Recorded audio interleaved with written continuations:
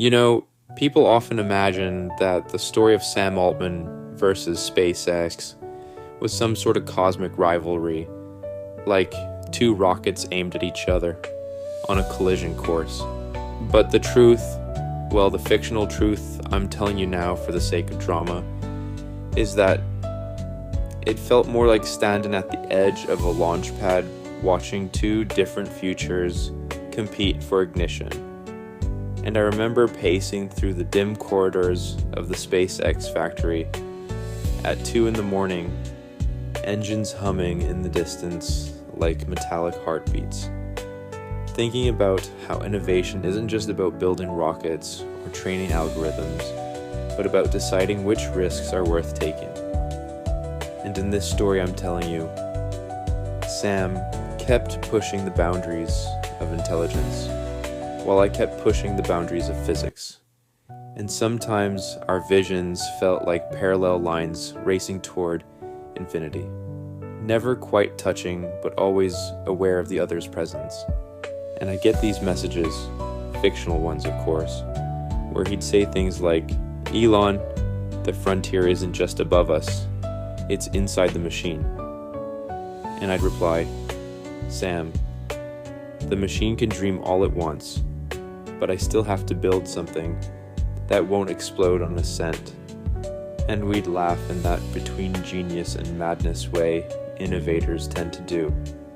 But underneath it, there was this electric tension, a feeling that whichever one of us reached our horizon first might redefine the future for everyone else. And I'd walk past Raptor engines taller than most people, bolts gleaming under fluorescent lights, and wonder if AI could ever understand what it felt like to stand beside something you built with your own hands, something that could actually leave Earth behind. And in this fictional tale, Sam would visit the factory now and then, staring up at the spacecraft with that almost annoyingly calm expression, and he'd say, "It's beautiful, how you keep trying to make humanity multiplanetary."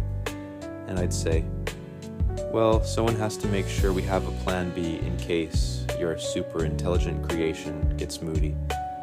And he'd roll his eyes because of course he would, and then we'd dive into some debate about the nature of consciousness or cosmic survival strategies, while stagehands and engineers passed by carrying parts that cost more than most houses.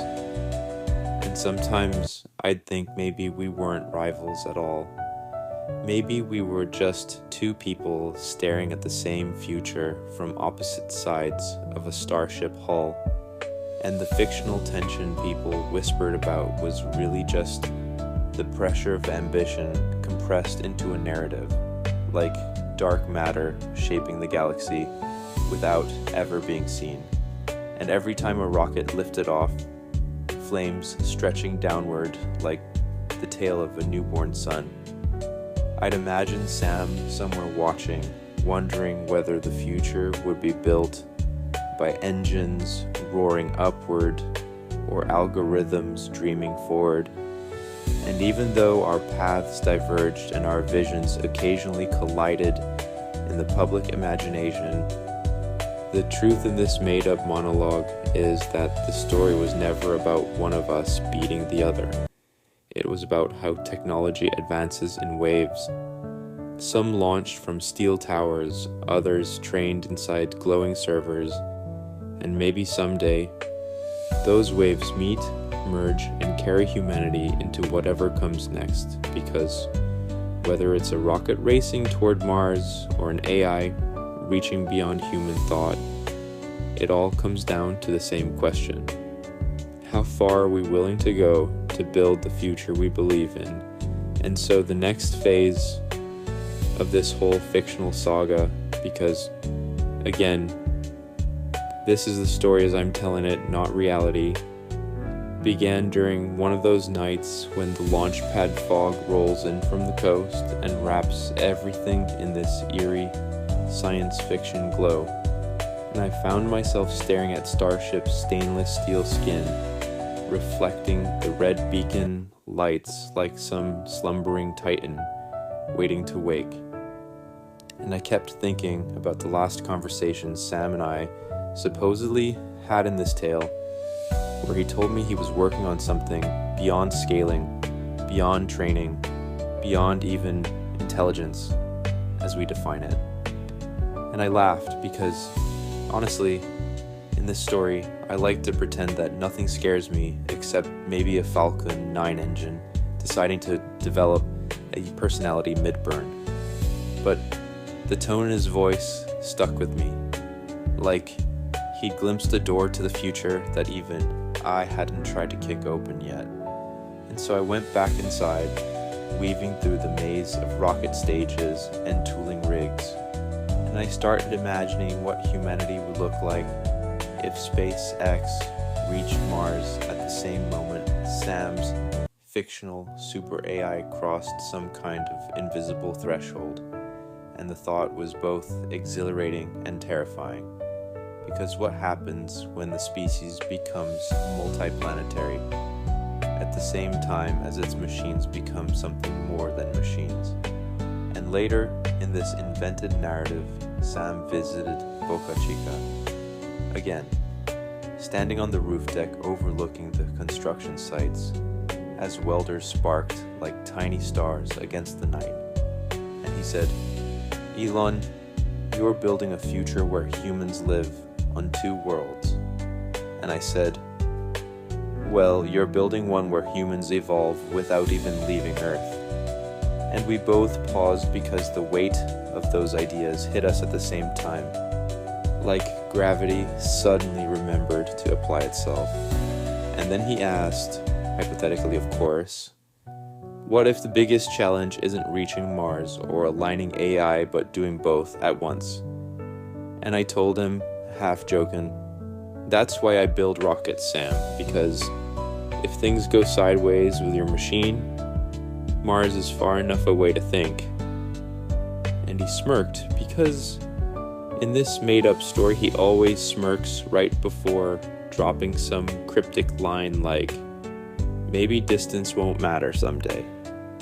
And that thought lingered longer than I wanted it to. So I threw myself into Starship testing with even more obsessive focus, watching prototypes leap into the sky, flip, fall, land, sometimes explode. Progress isn't always elegant, but all the while imagining that somewhere Sam was training his hypothetical new system. Something that might see the universe the way rockets do before they even leave the pad. And I realized this fictional rivalry wasn't about one of us outdoing the other. It was about speed, momentum, the race between physical expansion and cognitive evolution. And I could feel time itself compressing. Like the moment before ignition when the engines spool up and the air vibrates like it's about to shatter.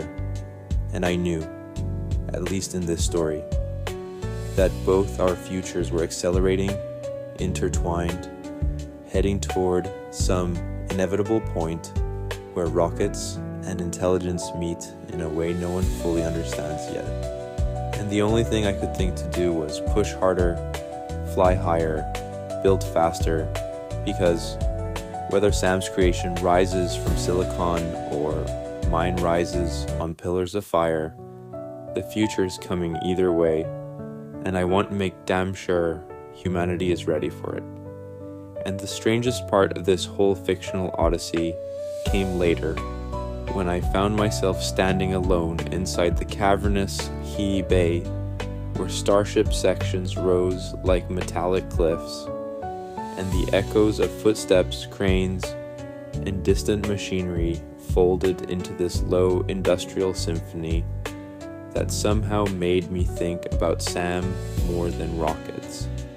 Which is absurd because in reality I barely think about anything except rockets, but in this story, his latest creation, some hypothetical frontier-shattering AI, had just crossed a milestone that the media blew into apocalyptic proportion, headlines screaming about intelligence reaching a new plane of awareness.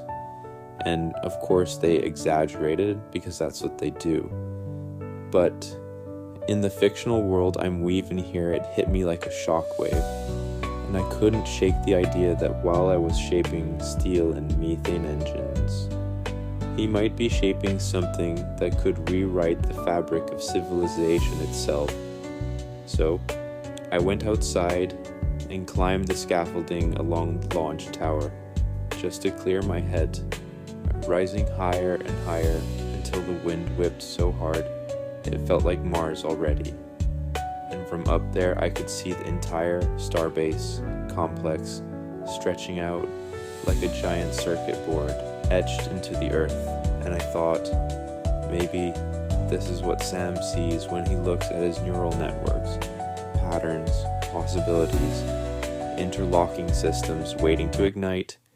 And I realized our fictional rivalry wasn't about conflict, but about scale. How far each of us was willing to push the boundary of what humans can do. And later that night, as if summoned by the narrative itself, Sam appeared in this story again, joining me at the base of the tower, quiet at first, hands in his pockets, staring at starships silhouetted against the night sky, and he asked, "Elon, what if your rockets and my AI aren't competing visions but complementary escape velocities?" And that line stuck with me, because it felt like the moment before a stage separation, when everything is built on precision, timing, and trust. And I told him, maybe, but if your AI wakes up and decides it doesn't like rockets, we're gonna have a problem. And he laughed in that low, thoughtful way he does in this fictional retelling. But then he got serious and said, if it wakes up at all, it's because humans taught it to dream bigger.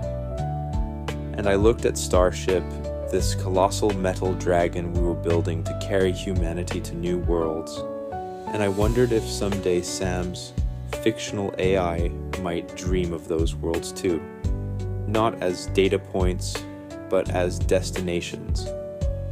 And it struck me that the universe doesn't really care whether our breakthroughs come from rocket nozzles or neural nets. It only cares that something keeps pushing outward, expanding the frontier, refusing to stay small. And in that moment, in this story, the so-called tension between us felt like nothing more than the pressure of two engines firing in different directions, but ultimately lifting the